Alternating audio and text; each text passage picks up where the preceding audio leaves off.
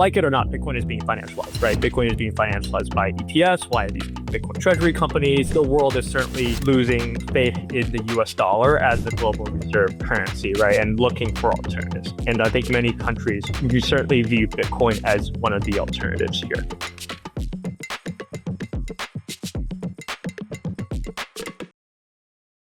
This material is for informational purposes only and is not intended to provide accounting, legal, or tax advice, or investment recommendations, or an official statement of Presto or its affiliates. Hello, everyone, and welcome to the Presto Research Podcast. I'm your host, Min, and as always, I'm joined by my boss, Peter, here. Hi. Today, we are excited to have a special guest on the show, Luke, the founder of Satlayer.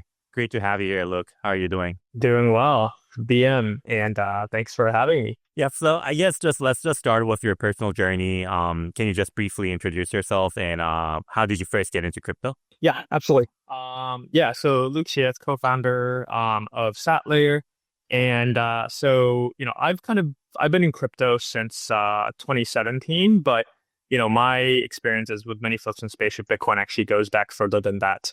I think my first memory of it was actually, around 2011 when there was that first, kind of front page coverage in Wired magazine. If you guys remember that on Bitcoin, right? And, back then, I think, as with many folks, I kind of thought it was just magic and money. Didn't think too much of it after reading the article. But then around 2014 was when Bitcoin kind of piqued my interest, in part because, I had some of my schoolmates at MIT that did the airdrop experiment to all the MIT undergrads on campus, right, of kind of giving them Bitcoin. Unfortunately, I had already graduated at that point, but definitely piqued my interest as well as, some of my classmates, right, ended up buying a little bit of Bitcoin as a forcing function for myself to learn, and immediately learned about crypto market cycles because I ended up buying 2 weeks before Mt. Gox blew up. Fortunately for me, I actually ended up buying on Coinbase, which back then was just a super scrappy startup. So it was actually kind of a difficult decision to really think, do I want to buy, Bitcoin on the established player Mt. Gox or these like scrappy startup guys in SF. And luckily, I chose to support the scrappy startup guys because, at the time I was also working at a startup. I think back then I was actually at Airbnb. So basically bought Bitcoin like when it was still, I think, around like 700 to 900. And within those 2 weeks, it, almost doubled to like 1400 and then promptly cratered to basically, nothing after Gox slept. Took a look at the space at that time, but it was so early, right? There were just like very few use cases for Bitcoin. And then kind of fast forward to 2016. So I was helping one of the top Fortune 500 companies at the time look at crypto and blockchain. And so that was when I kind of like circled back to the space again, saw everything that Ethereum was doing in terms of smart contracts and world computer, and that really kind of drew me. So ultimately, I ended up coming full time into the space back in 2017. Kind of during the ICO era. Kind of since joining this space, initially I was just kind of investing in a lot of early projects, and co-founded two crypto venture funds, and also co-founded the MIT crypto alumni group Beaverblock. And then more recently, we launched the MIT Harvard Blockchain Accelerator, modeled after Stanford Blockchain Accelerator, right? Really kind of more as a public good, just to get more, kind of top tier alumni working in the space. And then co-founded Satlayer more or less about a year ago. Wow, you've been around then. You've not only you've been in the space for a long time, but you've also set up several companies in the space already. So that's quite impressive. Yeah, so I guess can you kind of explain what Satlayer is? I guess in a simple way, and what problems you guys are solving, and why is now the best time to build this? Yeah, so I think for Satlayer, at the core, what we're really doing is building the economic layer for Bitcoin. And so what I mean by that, right, is, I think this cycle has been particularly interesting, right, where in some ways it's still crazy that in kind of June 2025 Bitcoin dominance is like well over 60%, right? And I think it's in part, right? Bitcoin is one of the few, I think the only asset in crypto that not only has, kind of Main Street adoption, institutional adoption, but also nation state adoption. And so the core kind of what we want to do is to be the foundation for the kind of burgeoning new economy that's being built on Bitcoin. Because I think in many ways, if you go back to like Satoshi's original white paper, right, and what he wrote on like the Bitcoin Talk forums, like he really envisioned Bitcoin as this like economic asset that's used, right, and he created it right in '08, in like the shadow of the great financial crisis, right, as an alternative to kind of the traditional, kind of fiat fractional reserve banking system, right?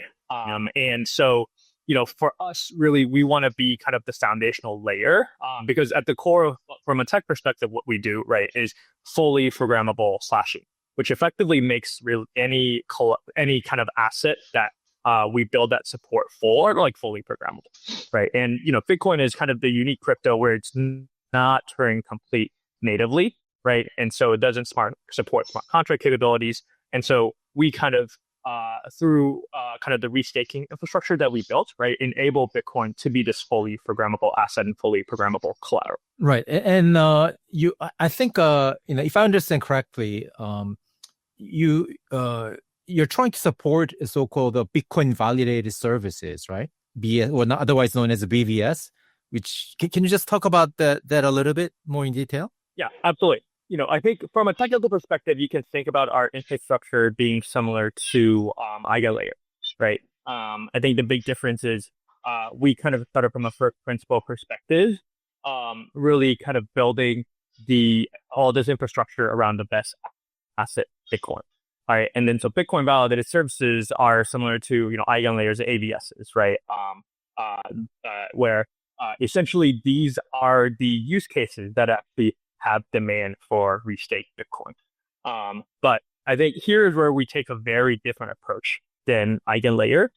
Instead of focusing on kind of net new teams, right, that they need to raise funding and then hire, and then before you know it, it's like, at least 3 to 6 months before they even really start, like even potentially having an MVP.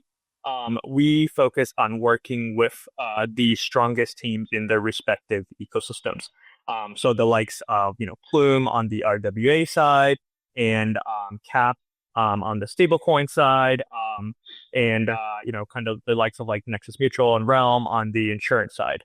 And kind of like the list goes on, right? So like other partners include like Redstone, Layer Zero, Hyperlane. And then the other piece, I think, where we kind of take a different approach is we are also putting a lot of internal resources on some specific use cases that we think are going to be major unlocks. So one being insurance backed by Bitcoin, and yield bearing Bitcoin in this case. Another being I think stablecoins backed by Bitcoin.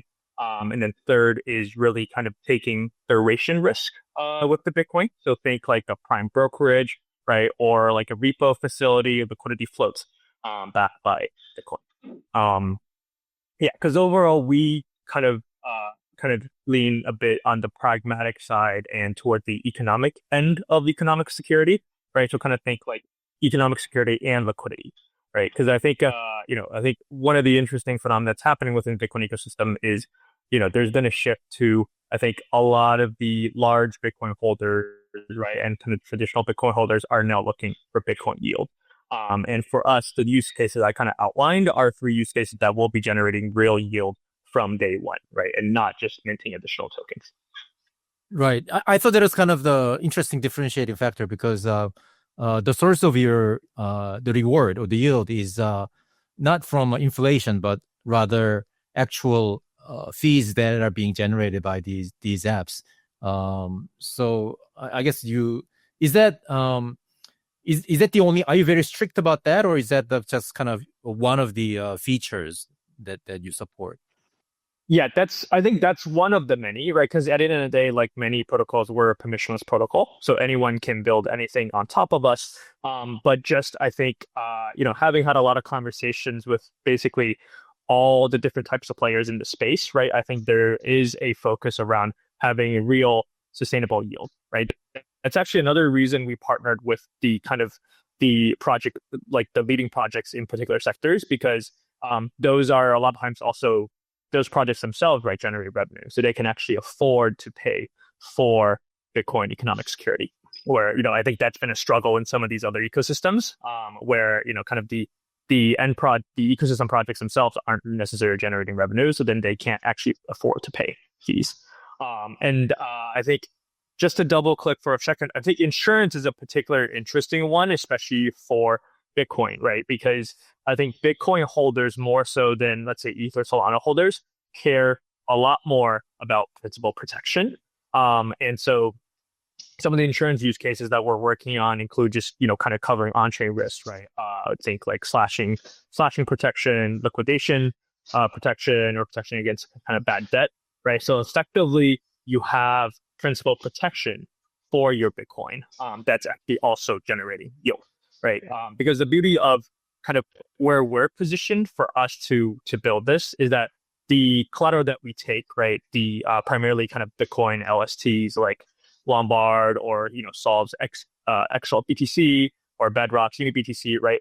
These are already staked into Babylon, and so they're yield generating already, right? So now you have this yield generating asset that's actually being collateralized for insurance, and so you effectively have a built-in subsidy for the insurance premiums to start, right? So you have kind of like a built-in solution to solving the cold start problem, and in addition, right, because a lot of these larger Bitcoin institutions want principal protection, they can actually participate on both sides, right? They can both kind of get insurance and get coverage, right, to get downside protection, and at the same time get yield on their Bitcoin. And actually, it's interesting. It's a sector that I cannot say that I'm too familiar with. But has that insurance sector been booming? How's been the market response so far? Yeah, I think it's definitely insurance has only been tried in crypto a few times, primarily focused on like ETH and stablecoins, right? But that's, I think, been one of their constraints is, especially with the value of ETH that's just declined, especially this cycle, right? So I think some of the insurance players actually have less underwriting capacity because, their ETH holdings kind of maybe remain stable in ETH terms, but then in dollar terms, it's really kind of like reduced their ability to underwrite insurance. But I think this is where Bitcoin is so interesting, right? In part because, Bitcoin's performance is so strong, but it's also, it's actually easier to underwrite Bitcoin risk in Bitcoin terms, right? So that you don't have this exchange rate issue, right? That if you're underwriting in dollars, for example. And so, yeah, we've seen a good amount of interest from, I think, some of the bigger players in the space around this, right? Because as as I think we all know, the exchanges themselves, right, hold a ton of Bitcoin. And then a lot of these Bitcoin institutions individually have on the orders of tens of thousands, if not hundreds of thousands of Bitcoin, right? And the majority of those, the majority is in probably 97% is just like sitting idle and is not even deployed into like wrap Bitcoin assets, right? And so we think this will be a big unlock because what effectively they're trading is they get a bit less yield, right? Which will be paid as insurance premiums, but in exchange for principal protection. I guess I have a general question. Like I said, lots of public companies are acquiring Bitcoins, and also lots of institutions are acquiring Bitcoins. But do you think they will also be involved on BTC-Fi or like the DEX in a decentralized way? Because being in a trading firm, we are also seeing the demand for Bitcoin yield, but I guess they're more used to like a TradFi way where they just sell call options on their Bitcoins or other structured products, right? What do you think is like the biggest hurdle, and also do you think this kind of thing will change? Yeah, I think overall, there's definitely just over time going to be more and more demand for Bitcoin yield, right? Because I think you're kind of seeing this already with, it's kind of these public Bitcoin treasury companies, right? Is that aside from maybe like a geographic difference in the markets or, kind of the stock exchange they're launched on, there's really no difference, right? It's kind of like literally the identical play. And so I think one is a lot of these players will need to differentiate, right? Because I think, for example, for investors that can access US equities, like, aside from MicroStrategy or maybe like 21, right? Like two or three kind of US Bitcoin treasury companies, like why would you go for like fifth best or like eighth best in terms of Bitcoin treasury company where you can just buy number one or number two, right? And I think the same rationale kind of applies for the Bitcoin treasury companies in a lot of different markets. And so I think then one way to differentiate is generating yield right on top of your Bitcoin holdings. And yeah, so certainly there's a lot of like kind of more CeFi ways to generate yield. I think in many ways I just look at the kind of where ETH kind of yield generation sits, right, as kind of a comp, right? Because especially with what we're doing and our partners like Lombard or Solve, what we're really taking Bitcoin and also just plugging it into existing infrastructure, right, on EVM, on Sui, on on Berachain, on a lot of these leading L1 ecosystems, right? And so I think in many ways, I think the composition of yield probably won't be hugely different between like CeFi and DeFi. I think it's just with how kind of Bitcoin DeFi is a bit more nascent. I think some of the bigger players are just waiting for, I think, the infrastructure on the Bitcoin side to just, kind of withstand the test of time, right?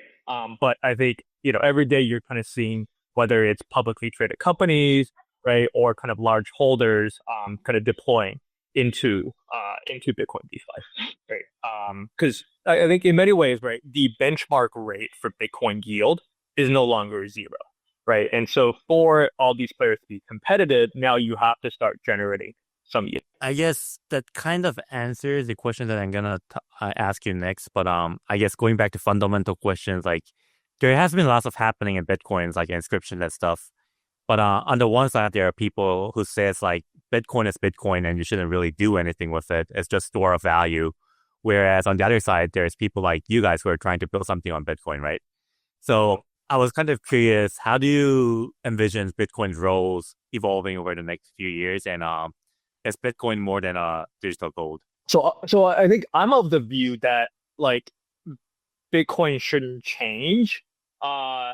Doesn't actually work, right? Because if you look at just kind of Bitcoin's like security model of like halvenings, right? If Bitcoin does nothing else except digital gold and sits there and is like not generating meaningful transactions, right? Eventually, the security model actually breaks, right? When there's subsequent happenings, and of course, assuming Bitcoin is getting more and more valuable and successful, it's kind of like the cost of the security budget for Bitcoin, right, goes down over time while the asset becomes more valuable. So eventually, that entire model actually just breaks, and actually leaves Bitcoin susceptible to attack.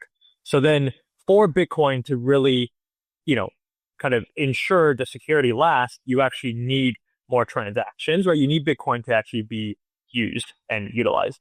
And so that's, kind of where we're coming from is that, so there's really kind of like a couple different ways Bitcoin can be utilized, right? One is kind of more financial type use cases, which is kind of the direction that we're pushing on, right? Another is like, okay, if Bitcoin could be like the generalized L1 that, kind of people are putting data on, that's another direction, right? And then there's really like maybe just a couple others.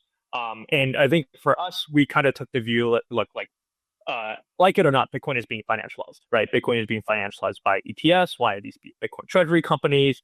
And so then it makes sense to kind of build more financial use cases for Bitcoin, and kind of do it in a way, right? Using all the learnings and innovations in DeFi, right? Any kind of infrastructure, from EVM, from Sui, from a lot of these other ecosystems, but now doing it for the best asset, right? Because I think going back to the earlier point, I think what we're kind of really envisioning here is kind of the foundation, the underpinning, so that people can over time build this entirely new economy with kind of Bitcoin at a center.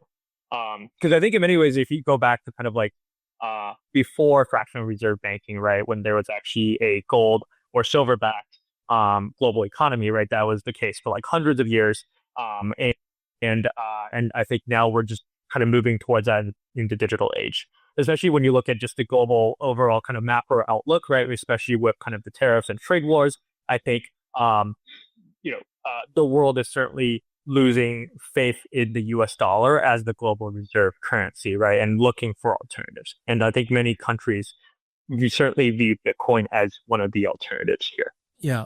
Can I switch a gear a little bit and maybe given that I guess you will be doing some tokenizations at some point in future, whether over the last 6 months or 12 months, there has been a lot of talk about how some projects the tokenomics was not conducted in a fair way, and that have caused some concerns in the market. Like as a founder of a project, how do you think about these issues, and what do you think is the kind of right way to approach this topic? Yeah, I think it's a great question and topic, and I think in many ways this cycle has played out very differently than previous cycles, right? Where for tokens in general, right? Unless you're really just Bitcoin, it's been challenging, and I think in part that's kind of due to ETFs kind of being a double-edged sword, right? Because historically you would have this rotation of capital in crypto where new capital comes into Bitcoin, then Ethereum, then kind of like Solana, and kind of then goes out on the risk curve. And with how ETFs are structured, that doesn't happen, right? The capital just kind of sits in ETFs. And so, yeah, I think it's definitely something we think a lot about, because I think we're certainly on the more pragmatic end, right, where we realize that it's certainly important to have good tech as a foundation, but it's, I think, equally important to have good go-to-market, right, and kind of a well-designed token that actually makes sense and actually has utility. And so in our case, right, the token is actually kind of a core component of the protocol, right? So when there's kind of key slashing events, right? There will be kind of edge cases in which token holders then need to actually vote, right? To kind of ensure the soundness of the protocol. And then we're certainly exploring, I think, use cases as with like many in DeFi, right, around kind of fee switch, right, kind of so yeah, and I think in many ways, right, I think with a token, as with I think many things in startups, it's not a one and done thing, right? I think recently even we've all seen even some of the more mature protocols, right? Like I think Near, right, and some of the other L1s are considering adjusting their tokenomics, right? Because there's very few things I think in the world and in history where people get it right on the first go, and especially in startups, right, where it's kind of a constant learning process. You want to learn from your community, your users, right, and kind of various stakeholders to make sure that it's designed in the best way possible. I think for us too, we kind of have a ethos and DNA with our team of, kind of focus on minimizing user friction, right, and kind of like putting ourselves in the user shoes and doing what's right for them. Since you have been in this industry for a long period of time, I'm just kind of curious, is there any token projects or model that you think is a good learning for Satlayer, or I guess like something that you're looking deeply into? So a few projects constantly come to mind. I think, one is Kaito. I think they've been really smart in kind of looking at a space in our industry that historically was very opaque, right, in terms of kind of marketing and KOLs, right, and really kind of disrupting the status quo there and making things there much more efficient, right? And certainly still a lot of work to do in that front, but I think they definitely hit on something quite interesting, right? Because at the end of the day, right, I think a lot of projects have significant marketing spend, right, and the majority, I think everyone's primary news source is still crypto Twitter, right? But I think crypto Twitter is definitely had some challenges lately, right, in terms of quality of inbound stuff, and so I think Kaiko's certainly doing their best to improve upon that and make that more efficient. I think the other interesting thing is really what they're doing around the Kaito staker ecosystem, getting exposure to projects that kind of work with Kaito, right? And so kind of it's a pretty interesting way to generate additional value for the token holders and token stakers. And I think so that's something that we really enjoy and really enjoy working with the Kaito team. I think the another is the Pendle team, right? I think they really kind of innovated in terms of doing I think pretty unique DeFi product development that is very DeFi native, right? And it's something that kind of before Pendle like didn't really exist in crypto, right? And I think it's certainly still very sophisticated, right, in terms of kind of splitting like principal and yield tokens, but certainly a big innovation in this space. And then I think trying to think what else is pretty interesting recently. I think nothing else immediately jumps to mind, but definitely I think commend a lot of teams too for just experimenting with incentive designing token models, right? And like I think a lot of those experiments, had mixed success, but that is how we move forward as an industry.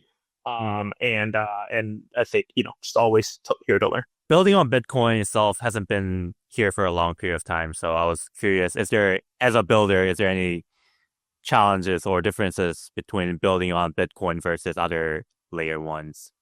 Because it wasn't built for that way, right? So just kind of curious. Yeah. There's definitely a ton of challenges. Let's see where to start. I mean, at the most fundamental level, right, there is no, like, Bitcoin itself, right, is not Turing complete and does not natively support smart contracts. And there's certainly like different ways to solve this, right? You have some of the more kind of Bitcoin native ways with teams like Fractal, right, which is kind of building UTXO sidechains. You have a lot of these Bitcoin L2s that are kind of building EVM, kind of an like EVM based Bitcoin L2s, right? And then you also have, I think, teams like us that are kind of taking a slightly different direction and really kind of looking to integrate Bitcoin into the existing infrastructure, like into the rest of crypto. And I think one is these aren't mutually exclusive ways, right? In that, at least like for our approach, right, we work with teams like Bob, and BitLayer, right, and I think in many ways, like with our logic, it could really work on any of these kind of Bitcoin sidechain approaches, but also just work directly with / indirectly with Bitcoin as we do now, right? Kind of working with like Babylon staking and like the Bitcoin LSTs like Lombard, Solve, and Bedrock. But yeah, overall, it's certainly not been easy as a builder because in many ways, it's like that fundamental layer of like where are you deploying your smart contracts, right, isn't even a set thing, so to speak. And then I think also because it's so new, right, then like the tooling associated with it isn't as built out. But I think these are all things that really just with time are getting solved. But I think there's also certainly notice like a awareness lag, especially in the West, right, of I think people building on Bitcoin. I think in Asia, in many ways, I feel like Asia is probably like 6 to 9 to even 12 months ahead of the West, right, in terms of being familiar with like the different teams building on Bitcoin, right, and like the kind of developments. But I think certainly the West is quickly catching up. Historically, China has been active in Bitcoin mining, and therefore larger Bitcoin community there. Is that one of the reasons? I think that's part of it for sure. And I think the other part is if you look at like Bitcoin maxis, I think generally that was more Western, right? It was mostly on crypto Twitter, right? And I think in many ways culturally too. If you look at culture wise, right, like I think folks in the East are a bit more pragmatic, right? A bit more like not tied to like ideology as much as folks in the West, right? I certainly like in the early days, some of the biggest miners and Bitcoin holders in the East, right, were happy to deploy just like a portion of their Bitcoin holdings into the Bitcoin DeFi ecosystem, right? Because they kind of viewed it as like their DeFi or you kind of like yield farming stack. Whereas like I think in the West, it's more black and white of like, oh, we need to just wait and see. Like, I want to make sure you guys have been running for at least 6 months, right? And so they've been a lot more kind of like slow moving on the institutional side, and then also there's the ideological side of like some of the individual holders are just like, Bitcoin should be digital gold and not change.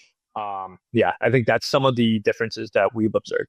Got it. And I guess last but most important question, what's your price target on Bitcoin? By the way, Bristol Research put on 210K for 2025 this year. So, nice. I'll caveat with not financial advice. I'm not a trader or of a builder, like long-term investor.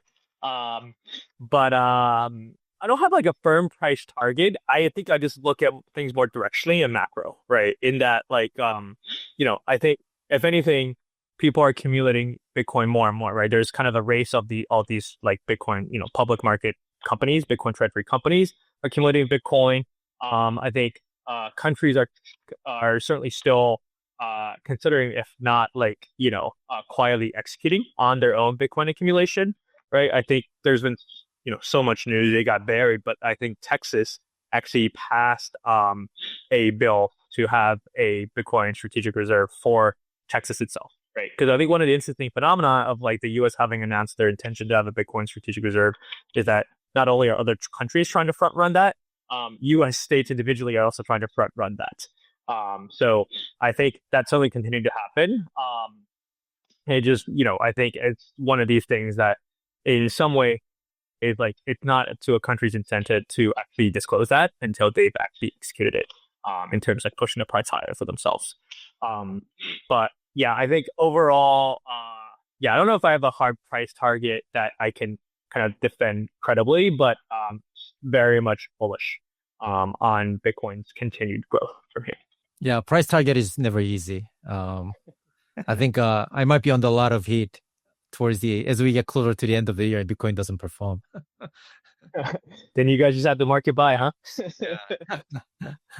Yep, I guess that's pretty much it for this week's podcast. Thank you, Luke, for joining. And I guess see you next week, everyone. Yeah, thank you for having me, guys.